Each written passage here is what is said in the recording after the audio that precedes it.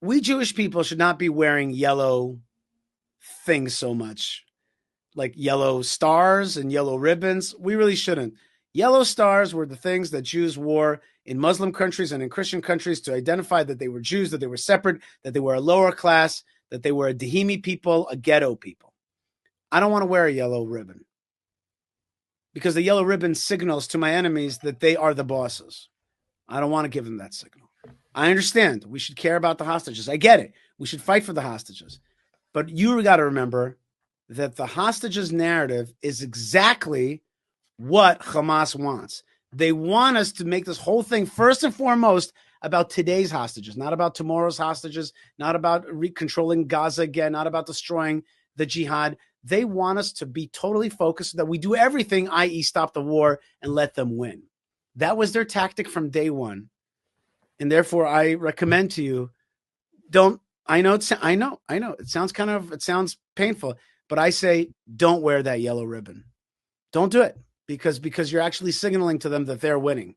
Instead, find some other way to say it, put a number of how many days we're waiting. We haven't liberated the hostages yet. And you could do that, but I recommend not to wear that yellow ribbon. What do you think, Jake? Agreed. Yeah.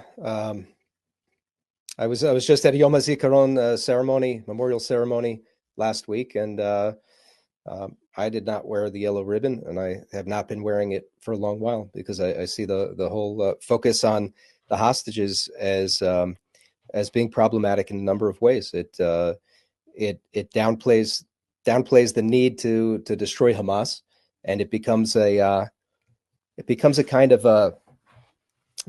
a victim story that we're just telling this victim story all the time.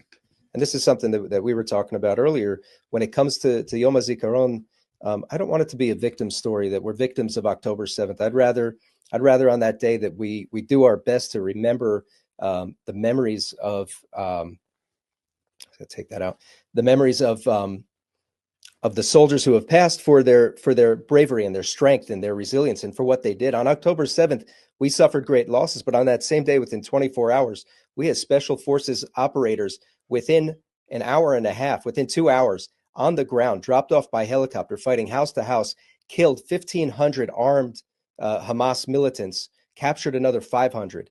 So that's the story that we're not telling the world because we think we're going to win some kind of sympathy by talking about our victimhood, but we should be winning instead people's respect by talking about the fact that we have the bravest soldiers. When they're shooting unarmed mothers and fathers and grandmothers and babies and raping, pillaging, mutilating, they're very successful at that. But when they're face to face with a Jew who's also armed, they're destroyed within a day. We destroyed an entire army of them in one day.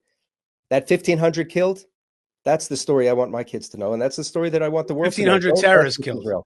Mm-hmm. By the way, I want the world to know, don't do this again. Never again means if you do it again, you're going to be destroyed completely. And that's what I'm waiting for in Gaza. That's going to be victory when there's no longer any threat in Gaza and no Jewish kid in Israel, no little girl needs to worry about whether it's safe to go to sleep in her own bedroom at night. Right. That's victory.